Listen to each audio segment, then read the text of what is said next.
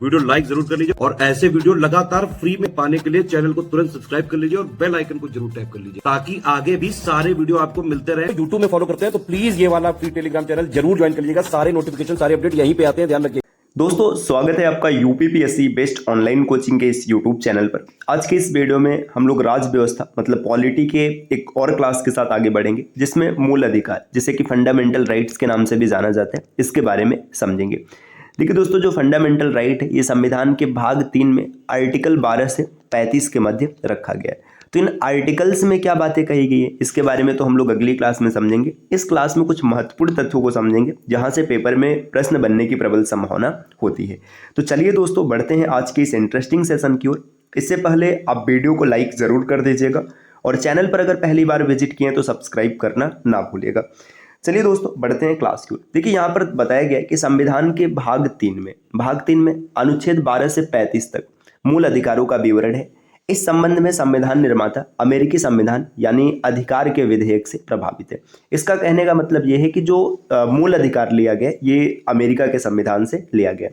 संविधान के भाग 3 को भारत का मैग्ना कार्टा की संज्ञा भी दी जाती है। अब इसे मैग्ना कार्टा क्यों कहते हैं तो इसको समझने के लिए आपको थोड़ा सा पीछे जाना पड़ेगा। 1215 में ब्रिटेन मतलब इंग्लैंड के राजा होते हैं किंग जॉन इनका नाम है, जॉर्ज नहीं जॉन। किंग जॉन ने क्या किया, इनकी जनता ने इनसे कहा कि भाई हमें भी कुछ अधिकार दीजिए, लिखित अधिकार दीजिए। तीनों ने क्या किया, कुछ लिखित दस्तावेज तैयार किए जिसे मैग्ना कार्टा कहा गया।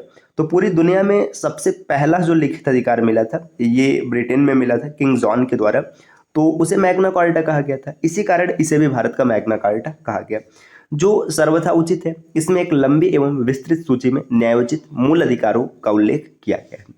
वास्तव में मूल अधिकार के संबंध में जितना विस्तृत विवरण हमारे संविधान में प्राप्त होता है उतना विश्व के किसी भी देश में नहीं मिलता, चाहे वह अमेरिका ही क्यों न हो। देखिए हमारा जो मूल अधिकार है ये अमेरिका से प्रभावित है, अमेरिका से लिया गया, लेकिन जितना विस्तृत वर्णन हमारे संविधान में उतना अमेरिका के संविधान में भी नहीं है।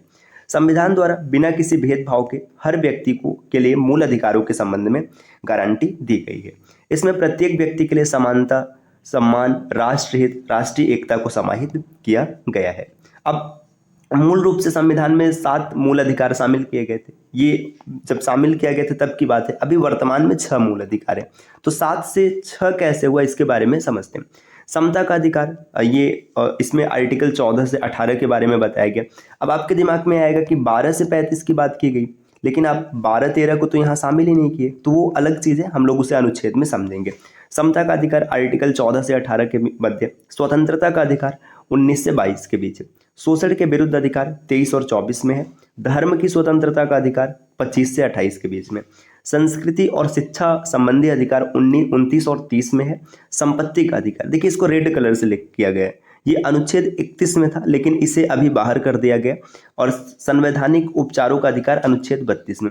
देखिए अगर संपत्ति का अधिकार ये अगर इसे हम फंडामेंटल राइट्स मानते तो फंडामेंटल राइट्स को तोड़ना बहुत कठिन होता है। तो कोई भी आदमी कितनी संपत्ति रख सकता था, मतलब कुछ भी नहीं होता, और यहाँ से चीज़ें थोड़ी सी विकट बन जाती। तो इसलिए क्या किया गया, संविधान संशोधन के द्वारा हटाकर इसे कानूनी अधिकार बना दिया गया। देखिए यहाँ पर दिया गया, जैसे देखिए हालांकि संपत्ति के अधिकार को 44वें संविधान, यहाँ पे संविधान रहेगा, संशोधन 1978 द्वारा मूल अधिकारों की सूची से हटा दिया गया और इसे संविधान के भाग 12 के अनुच्छेद 300 क में के तहत कानूनी अधिकार बना दिया गया। इस तरह फिलहाल 6 मूल अधिकार है। तो आपको इतना याद रखना है कि वर्तमान में 6 आपके पास फंडामेंटल राइट्स है। नेहरू रिपोर्ट जो 1928 में आई थी भारत के संविधान के मौलिक अधिकारों को शामिल करने के पक्ष में थी, और अर्नेस्ट बार्कर जो कि राजनीतिविद हैं प्रमुख, इन्होंने क्या कहा है, बिना अधिकार कर्तव्य उसी प्रकार है जैसे मनुष्य बिना परछाई के। मतलब आपके पास अधिकार ही नहीं, आपको सिर्फ कर्तव्य करना है, तो आप ऐसे हैं जैसे बिना परछाई के मनुष्य होते हैं। डॉक्टर अंबेडकर ने अनुच्छेद 32 को संविधान की आत्मा और हृदय कहा है। इन्होंने ऐसा क्यों कहा कि अनुच्छेद 32 में ये प्रावधान किया गया है कि अगर आपके फंडामेंटल राइट्स मतलब मूल अधिकारों का हनन होता है तो आप सीधा सुप्रीम कोर्ट जा सकते हैं, सुप्रीम कोर्ट में आप रिट दायर कर सकते हैं। देखिए अनुच्छेद 32 के तहत आप सुप्रीम कोर्ट में जा सकते हैं, और अनुच्छेद 226 के तहत आप हाई कोर्ट में भी रिट दायर कर सकते हैं। देखिए यहाँ पे बताया गया क्योंकि अनुच्छेद 32 भारतीय संविधान में निहित मौलिक अधिकारों के उल्लंघन के खिलाफ एक प्रभावी उपाय करता है। सर्वोच्च न्यायालय के पास किसी भी मौलिक अधिकार के प्रवर्तन के लिए निर्देश अथवा आदेश या फिर रिट जारी करने की शक्ति है। ये याद रखिएगा, अनुच्छेद 32 सुप्रीम कोर्ट, अनुच्छेद 226 हाई कोर्ट। दोस्तों आप स्क्रीन पर कुछ नंबर देख पा रहे हैं। अगर आप टीम के पेड कोर्सेज को ज्वाइन करना चाहते हैं पीसीएस के कंप्लीट प्रिपरेशन के लिए, तो आप इनमें से किसी भी नंबर पर कॉल या व्हाट्सएप कर कोर्सेज के बारे में जानकारी प्राप्त कर सकते हैं। ये ज्ञान सर का व्हाट्सएप नंबर है, आप यहाँ से व्हाट्सएप के माध्यम से भी जानकारी ले सकते हैं। बढ़ते हैं आगे। यहाँ पर देखिए, मूल अधिकार असीमित नहीं है लेकिन वाद योग्य है। देखिए ऐसा नहीं कि असीमित है लेकिन वाद योग्य है। वाद योग्य मतलब अगर आपके मूल अधिकारों का हनन होता है तो आप कोर्ट में इसके खिलाफ याचिका दायर कर सकते हैं। राज्य उन पर युक्तियुक्त प्रतिबंध लगा सकता है, हालांकि ये कारण उचित है या नहीं इसका निर्णय अदालत करती है। अगर आपके मूल अधिकारों पर राज्य कोई प्रतिबंध लगा रहा है तो ये सही है या गलत है, इसका निर्णय अदालत या फिर न्यायालय के द्वारा किया जाएगा। मूल अधिकार न्यायोचित है, ये व्यक्तियों को अदालत जाने की अनुमति देते हैं जब भी इनका उल्लंघन होता है। मतलब अगर मूल अधिकारों का उल्लंघन हो रहा है तो आप न्यायालय में जा सकते हैं। मूल अधिकारों को उच्चतम न्यायालय द्वारा गारंटी व सुरक्षा प्रदान की जाती है, हालांकि पीड़ित व्यक्ति सीधे उच्चतम न्यायालय जा सकते हैं। देखिए जो उच्चतम न्यायालय है मतलब सुप्रीम कोर्ट द्वारा गारंटी दी जाती है, अगर आप पीड़ित होते तो आप डायरेक्ट सुप्रीम कोर्ट जाइए। यह आवश्यक नहीं है कि केवल उच्च न्यायालय के खिलाफ ही वहां अपील को लेकर जाया जाए। देखिए ऐसा नहीं कि मतलब आप हाई कोर्ट जाएंगे तब वहां पर जाएंगे। सीधी सी बात है, अगर आपके फंडामेंटल राइट्स का हनन हुआ है तो आप सीधा सुप्रीम कोर्ट जा सकते हैं। आगे बताया मूल अधिकार स्थायी नहीं है, संसद इनमें कटौती या कमी कर सकती है, लेकिन सब संशोधन अधिनियम के तहत, न कि साधारण विधेयक के द्वारा। अगर फंडामेंटल राइट्स को कम करना है तो इसमें आपको संशोधन करना पड़ेगा। देखिए ये संविधान संशोधन होगा, न कि साधारण विधेयक। साधारण विधेयक जो 50% के साथ होता है ऐसा आप नहीं कर सकते। इसमें सीधी सी बात है कि आपको क्या करना पड़ेगा, संविधान में संशोधन करना पड़ेगा। यह सब संविधान के मूल ढांचे को प्रभावित किए बिना किया जा सकता है, और साथ ही साथ ध्यान रखना है कि जो संविधान का मूल ढांचा है ये प्रभावित न होने पाए। अनुच्छेद 16(2) लोक नियुक्ति के मामले में किसी भी व्यक्ति के साथ जाति, धर्म या जाति के आधार पर भेदभाव नहीं किया जाएगा। देखिए 16(2) ये कहता है लोक नियुक्ति मतलब जो सरकारी नौकरी है इसमें जब किसी को जाना होगा तो किसी भी व्यक्ति के साथ जाति, धर्म इन सब के आधार पर कोई भेदभाव नहीं होगा। लेकिन आप देखिए जो राज्य होते हैं वहाँ पे ओबीसी, एससी, एसटी को आरक्षण मिलता है। तो ये क्यों मिलता है, इसके पीछे क्या प्रावधान है, जब हम लोग एक एक अनुच्छेद को समझेंगे तो विस्तार से देखेंगे। अनुच्छेद 29(2) क्या कहते हैं, किसी भी व्यक्ति को धर्म, मूल वंश, जाति, भाषा या इनमें से किसी के आधार पर राज्य द्वारा संचालित किसी राज्य से सहायता प्राप्त किसी भी शैक्षणिक संस्थान में प्रवेश से वंचित नहीं किया जाएगा। देखिए अगर आप किसी धर्म के, किसी मूल वंश के, किसी जाति के हैं तो आपको किसी भी विद्यालय में एडमिशन या दाखिला से नहीं रोका जाएगा। फिर भी कुछ ऐसे विद्यालय हैं जो विशेष तौर पे मतलब रोक टोक करते, तो ऐसा क्यों है इसके बारे में हम लोग समझेंगे वही फिर से जब अनुच्छेद पढ़ेंगे तब। आगे दिया 30(a) सभी अल्पसंख्यक चाहे धर्म या भाषा पर आधारित हो उन्हें अपनी पसंद के शिक्षण संस्थान की स्थापना और प्रशासन का अधिकार होगा। अनुच्छेद 31(1) कहता है किसी भी व्यक्ति को उसकी संपत्ति के विधि के प्राधिकार के बिना वंचित नहीं किया जाएगा। मतलब अगर संपत्ति से वंचित करना है तो विधि का प्राधिकार, इसके बिना आप उसे वंचित नहीं कर सकते। आगे दिया मौलिक अधिकार पूर्णतया नैसर्गिक और अप्रतिदेय की श्रेणी में आते हैं। आपातकालीन स्थिति में अनुच्छेद 358 एवं 359 के प्रावधानों के अंतर्गत ही मूल अधिकारों का निलंबन किया जा सकता है। देखिए जब आपातकालीन होगा तो 358 और 359 इसके तहत ही आप मूल अधिकारों का निलंबन कर सकते, अन्यथा नहीं कर सकते। अब देखिए यहाँ पर कुछ और पॉइंट दिया है। मौलिक अधिकारों को न्याय योग्य मतलब वाद योग्य के रूप में संविधान में जोड़ा गया या फिर रखा गया। ये वाद योग्य मतलब जरूरत पड़ने पर आप कोर्ट में जा सकते हैं। भारतीय संविधान में दिए गए मौलिक अधिकारों की तुलना अमेरिका के अधिकार बिल से की जाती है। अमेरिका का जो अधिकार बिल है इससे तुलना की जाती है भारत के मौलिक अधिकार की। भारतीय संविधान में मौलिक अधिकारों के संरक्षण का दायित्व न्यायपालिका के पास है। मतलब अगर आपके मौलिक अधिकारों का हनन होता है तो न्यायपालिका इसके में आप अपील कर सकते हैं। भारतीय संसद द्वारा निर्मित सिविल अधिकार संरक्षण अधिनियम 1955 के अंतर्गत भारतीय समाज में अस्पृश्यता को दंडनीय अपराध घोषित किया गया। देखिए जो अनटचेबिलिटी, अस्पृश्यता, इसको दंडनीय अपराध बताया गया। भारतीय संविधान के अनुच्छेद 21 में प्रयुक्त दैहिक स्वतंत्रता शब्दावली में संचरण अर्थात कहीं भी जाने की का अधिकार यानी विदेश भ्रमण भी शामिल। देखिए जो दैहिक स्वतंत्रता है अनुच्छेद 21 के तहत ये आपको ये अधिकार देता है कि आप दुनिया में कहीं भी जा सकते हैं। भारतीय संविधान के 44वें संविधान संशोधन अधिनियम 1978 द्वारा संपत्ति के अधिकार को मूल अधिकार की श्रेणी से निकालकर 300 ए में या फिर 300 क में रख दिया गया और इसे विधिक अधिकार बना दिया गया है। अगला पॉइंट यहाँ पर दिया है, मूल अधिकारों के न्यायिक संरक्षण हेतु आर्टिकल 32 के तहत उच्चतम न्यायालय मतलब सुप्रीम कोर्ट और 226 के तहत उच्च न्यायालय मतलब हाई कोर्ट में आप जा सकते हैं।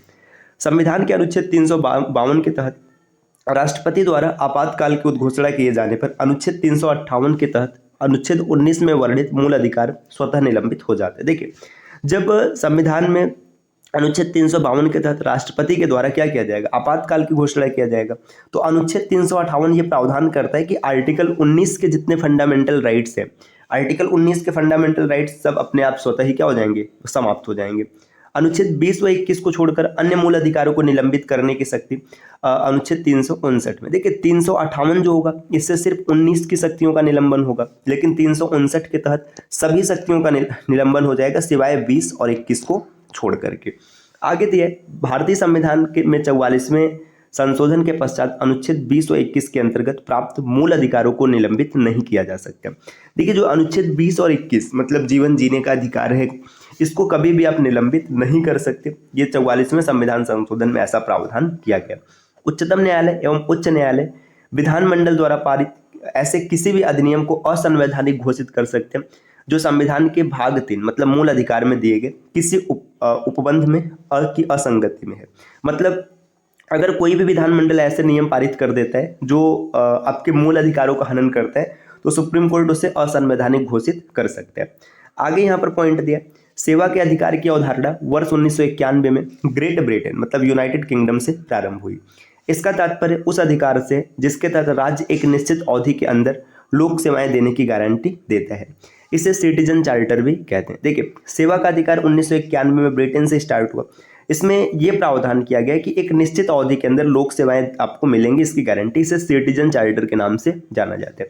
भारत में केंद्रीय स्तर पर ऐसा कानून बनाने का प्रयास the right of citizen for time bound delivery of goods and services and redressal of their grievances bill 2011 के माध्यम से किया गया, किंतु वह पारित नहीं हो सका। हालांकि मध्य प्रदेश सेवा का अधिकार अधिनियम लागू करने वाला देश का पहला राज्य बना है।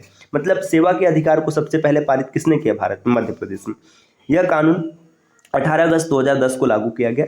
वहीं बिहार दूसरा राज्य जहां पे 25 जुलाई 2011 को इसे लागू किया गया है। अगला पॉइंट यहाँ पर दे, बंधुआ मजदूर उन्मूलन अधिनियम संसद में 1976 में पारित किया गया, जिसका उद्देश्य अनुच्छेद 23 के परिक्षेप में केवल बंधुआ श्रमिकों को मुक्ति करना नहीं अपितु उनके पुनर्वास की भी व्यवस्था करना है। तो बंधुआ मजदूरी अनुमूलन 1976 में पारित किया गया। आगे यहाँ पर बताया गया जा रहा है कि ICPCPR यानी international covenant on civil and political rights के अनुच्छेद 24 द्वारा बाल अधिकार को सुरक्षित किया गया है। उल्लेखनीय है कि भारत के संविधान में अनुच्छेद 24 के द्वारा भी बाल अधिकार का संरक्षण किया गया है। भारत के संविधान का जो भाग 24 है उसमें बाल श्रम को निषेध बताया गया है।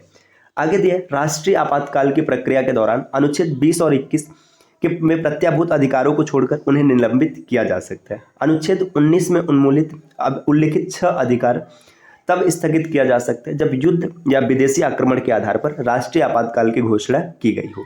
उन्हें सशस्त्र विद्रोह मतलब आंतरिक आपातकाल के आधार पर स्थगित नहीं किया जा सकता है। आगे दिए, अनुच्छेद 13 में घोषित करता है कि मूल अधिकारों से असंगत या उनका अल्पीकरण करने वाली विधियां शून्य होंगी। दूसरे शब्दों में यह न्यायिक समीक्षा योग्य है। यह शक्ति उच्चतम न्यायालय अनुच्छेद 32 के तहत और उच्च न्यायालय अनुच्छेद 226 को प्राप्त है, जो किसी विधि के मूल अधिकारों के उल्लंघन होने पर आधार पर गैर संवैधानिक या अवैध घोषित किया जा सकता है। मतलब आर्टिकल 13 में यह प्रावधान किया गया है कि अगर कोई भी ऐसा मतलब नियम कानून बनता है या फिर कुछ भी होता है जो मूल अधिकारों को असंगत बताते हैं या फिर उनका अल्पीकरण करते हैं, उसे कम करते हैं, तो उसे अवैध घोषित किया जाएगा। अनुच्छेद 14 में कहा गया कि भारत के राज्य क्षेत्र में किसी भी व्यक्ति को विधि के समझ समता से या विधियों का समान संरक्षण से वंचित नहीं किया जाएगा। प्रत्येक व्यक्ति चाहे वह नागरिक हो या विदेशी हो, सब पर यह अधिकार लागू होता है। इसके अतिरिक्त व्यक्ति शब्द में विधिक व्यक्ति अर्थात संवैधानिक निगम, कंपनियां, पंजीकृत समिति या अन्य तरीके के विधिक व्यक्ति भी शामिल किए जाएंगे। देखिए दोस्तों, जो विधि के समक्ष समता का विचार है ये ब्रिटेन से आया हुआ है, ये जरूर याद रखिएगा। और विधि का समान संरक्षण ये अमेरिका से, और सभी जो मूल अधिकार है अमेरिका से ही लिए गए। तो ये कुछ मुख्य बिंदु रहे फंडामेंटल राइट्स के बारे में जिन्हें हम लोगों ने समझ लिया। अब इसके बाद देखिए यहाँ पे फंडामेंटल राइट्स में इन मुख्य बिंदुओं को हम लोगों ने समझा है। अब फंडामेंटल राइट्स में जो ये दिए गए हैं कि किस अनुच्छेद में किसको शामिल किया गया, ये हम लोग अगली क्लास में डिस्कशन करेंगे। देखिए यहाँ पर आप देख सकते हैं जैसे मूल अधिकार है ना, तो यहाँ पर दिया गया जैसे 12 में क्या है, 13 में क्या है, 14 में क्या है, 15 में क्या है, तो इन सबको पढ़ेंगे। इसके अतिरिक्त और डीप में पढ़ा जाएगा। जैसे अनुच्छेद 12 में राज्य की परिभाषा दिया गया है, तो अब सिर्फ इतना नहीं बताएंगे कि राज्य की परिभाषा है, राज्य किन किन चीज़ों को कहा जा सकता है और क्यों कहा जा सकता है, इसके बारे में हम लोग समझेंगे। अनुच्छेद 13 को भी विस्तार, जैसे 14 में आप देना विधि के समक्ष समता और विधियों का समान संरक्षण, तो इसमें 14(1), 14(2), 14(3) इन सबको विस्तार से पढ़ेंगे। तो अगली वीडियो में आपसे मिलते हैं, तब तक के लिए नमस्कार।